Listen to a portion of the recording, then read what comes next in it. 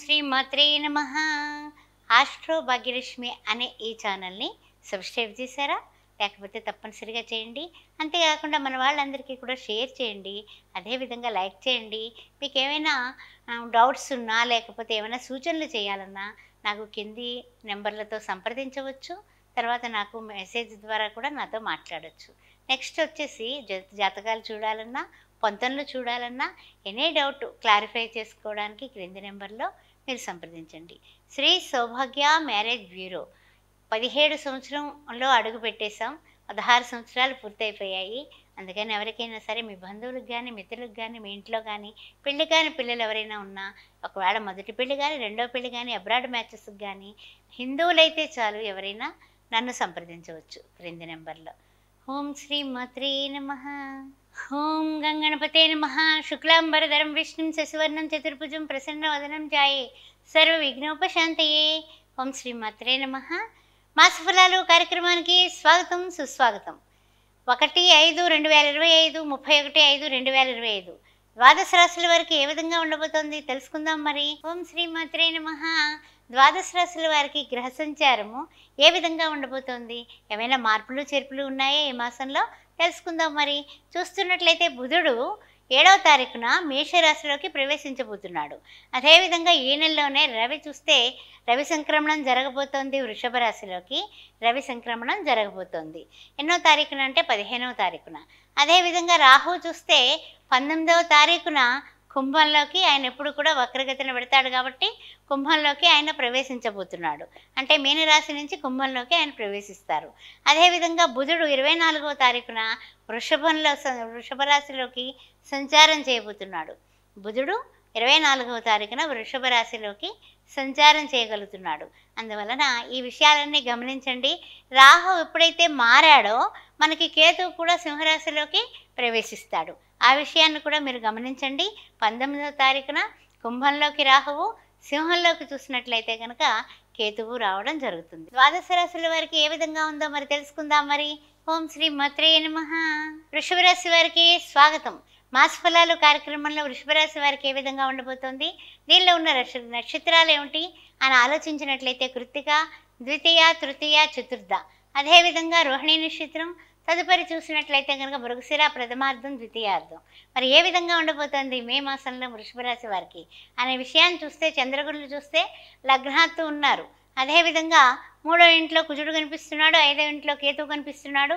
అదేవిధంగా చూసినట్లయితే 11th హౌస్లో చతుర్థ గ్రహ కూటమి కనపడుతోంది. శుక్రుడు, రాహువు, బుధుడు, శని భగవానుడు. అదేవిధంగా రవి చూస్తే ద్వాదశంలో కనపడుతున్నాడు. ఆరోగ్యం భాస్కరాది ఇచ్చేది అంటారు. ఆరోగ్యం పట్ల జాగ్రత్త వహించడం. ద్వాదశంలో ఉన్నటువంటి రవి వ్యయస్థానంలో ఉన్నాడు కాబట్టి అనారోగ్య సూచనల వలన ఏదైనా సరే ఇబ్బందులు కలగకుండా జాగ్రత్త పడండి. సూర్య నమస్కారాలు చేసుకోవడం మొదలుపెట్టండి, కంటిన్యూ కూడా చేసుకోండి. అదేవిధంగా చూసినట్లయితే కనుక మనకి కొన్ని విషయాల్లో అంటే ఏమిటంటే కనుక మనకి రాహుకేతువులు, రాశి మార్పులు ఇలాంటివన్నీ కూడా జరగబోతున్నాయి కాబట్టి కొన్ని విషయాల్లో చిన్న తరహా ఒత్తిళ్ళు అయితే బ్రహ్మాండంగా ఉంటాయి. అంటే ఏంటి, టెన్షన్స్, చిన్న విషయాలకి టెన్షన్ తీసుకుంటాం. అంటే రవి కూడా మారబోతున్నాడు, మళ్ళీ మన రాశిలోకి కూడా రాబోతున్నాడు. అందువల్ల వృషభ రాశి వారికి కొంచెం ఇప్పుడు 14వ తారీఖు వరకు ఒక ఎత్తు, 15వ తారీఖు నుంచి మరొక ఎత్తు అన్నట్టుగా ఉంటుందన్నమాట. అదేవిధంగా కోర్టు వ్యవహారాల్లో కూడా స్పీడ్గా మీరు నిర్ణయాలు తీసుకొని స్పీడ్గా కావాలంటే కావు పనులు. అందువల్ల సాధనమైన పనులు సమకూరు ధరలోన అన్నట్లుగా మీరు ప్రవర్తించడం అనేది చాలా చెప్పదగిన సూచన. ఆరోగ్యపరంగా జాగ్రత్తగా ఉండండి. ఆర్థికంగా బ్రహ్మాండంగా ఉంది. ఆర్థికంగా ఏ లోటు లేదు. అందువల్ల ఆర్థికమైనటువంటి పరిస్థితుల గురించి అసలు ఆలోచనే వద్దు. తదుపరి చూసినట్లయితే కనుక కొంచెం ఏంటంటే కనుక చిన్న జర్నీస్ అని అనుకుని వెళ్ళి ఆ జర్నీస్లో ఏదైనా మర్చిపోవడం కానీ లేకపోతే తొందరపాటుతనంతో ఒక ట్రైన్ ఎక్కపోయి ఇంకో ట్రైన్ ఎక్కుతూ ఉంటాం. ఆ విధంగా కొంచెం కంగారు పడుతూ ఉంటారు. ఆ కంగారు లేకుండా ఉంటే అన్ని విధాలా కూడా శారీరక, మానసిక టెన్షన్స్ తగ్గుతాయని చెప్పొచ్చు. తదుపరి చూసినట్లయితే కనుక వృత్తి ఉద్యోగాల్లో అందరూ కూడా వ్యాపారంలో కానీ, రాజకీయంగా కానీ, లేకపోతే టీవీ సినీ కళాకారులు కానీ వాటి మీద ఎక్కువ మక్కువ చూపిస్తూ మీరు ఎప్పుడైతే నిబద్ధతతో ఉంటారో అప్పుడు అది మీకు అన్ని విధాలా కూడా యోగదాయకంగా ఉంటుంది. లేని పక్షంలో మీకు తెలియకుండానే మీరు ఏం చేస్తున్నారు అంటే గనక చేస్తున్నాము, వస్తున్నాము అన్నట్లుగా ఉన్నట్లయితే గనక మీకు ఫెచ్చింగ్ అనేది రావడం కష్టం. అందువల్ల కాస్తంత ధ్యాస మీ పని మీద పెట్టండి.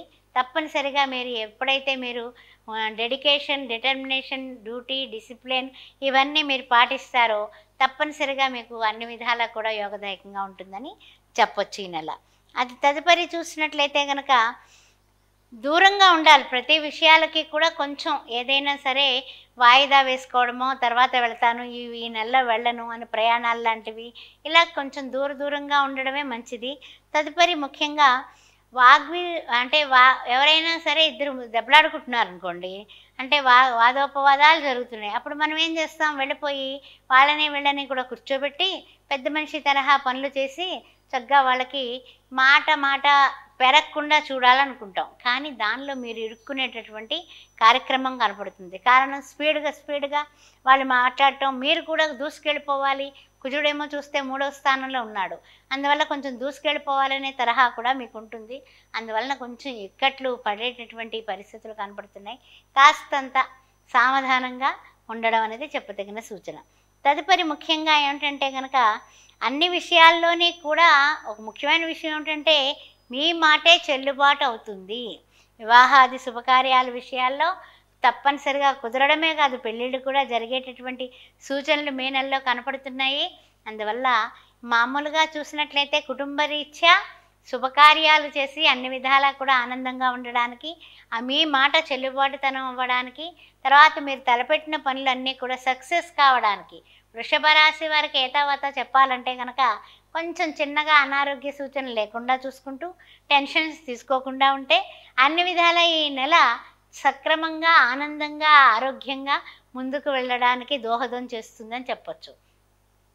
ముఖ్యంగా మీరు చేసేటటువంటి ముఖ్యమైనటువంటి పని ఏమిటంటే తప్పనిసరిగా ప్రతిరోజు విడవకుండా మానకుండా ఓం ధ్రాం దత్తాత్రేయాయ నమః, ఓం ధ్రాం దత్తాత్రేయాయ నమః అని 9 సార్లు అనుకొని మీకు ఇష్టమైతే కనుక ఓం శ్రీ సాయిరామ్ అనేది ఓ నోట్బుక్ పెట్టుకొని రాసుకుంటూ ఉండండి. ఇక ఏ విధమైనటువంటి అడ్డంకులు రావు, ఏ విధమైనటువంటి ఆటంకాలు రావు. అన్ని విధాలా ముందుకు వెళ్ళిపోవడానికి నుదుటి వ్రాత, చేతి వ్రాత నుదుటి వ్రాతని మారుస్తుంది. ఆ విషయాన్ని నమ్మండి. తదుపరి ముఖ్యంగా ఏమిటంటే కనుక బాబా చరిత్ర కానీ, దత్తాత్రేయ చరిత్ర కానీ పారాయణ చేయడం, గురువారం నాడు పేదవాళ్ళకి భోజనం పెట్టడం మర్చిపోకుండా చేయండి. అన్ని విధాలా యోగదాయకంగా ఉంటుంది. ఓం శ్రీ మాత్రే నమః.